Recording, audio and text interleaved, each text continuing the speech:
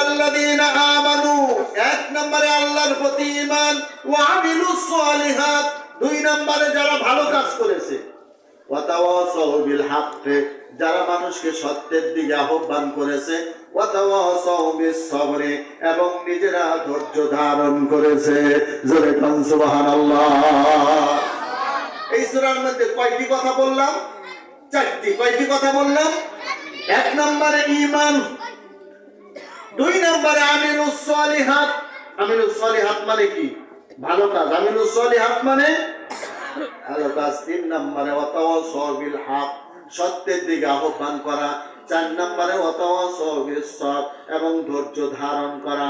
আল্লাহর নবীর এক সাহাবী বলছে, এই সূরাটি নাযিল হওয়ার পরে যখন আমরা দুইজন সাহাবী একত্রিত হতাম, একজন আরেকজনকে এই সূরা তেলাওয়াত করে না শোনানো পর্যন্ত আমরা আলাদা হইতাম না। জোরে কোন সুবহানাল্লাহ। হযরত আবু হুরায়রা বলেন, যদি আল্লাহর কোন বান্দা এই সূরাটার উপরে আমল করে, তাহলে তার জীবনে সফলতা নেমে আসবে, সমস্ত বিফলতা দূর হয়ে যাবে। জোরে জোরে কোন সুবহানাল্লাহ। এই চারটা জিনিস আমরা ব্যাখ্যা করব ইনশাআল্লাহ। আর জোরে বলুন ইনশাআল্লাহ। ইল্লাল্লাযীনা আমানু, ঈমান কি জিনিস? এবার আসুন আল্লাহর প্রতি ঈমান। ঈমান শব্দের শাব্দিক অর্থ হলো বিশ্বাস। শাব্দিক অর্থ কি? ঈমানের সাথে ওয়া আমিলুস সালিহাত, ভালো কাজ জুড়ে দেওয়া হয়েছে। কি কাজ জুড়ে দেওয়া হয়েছে?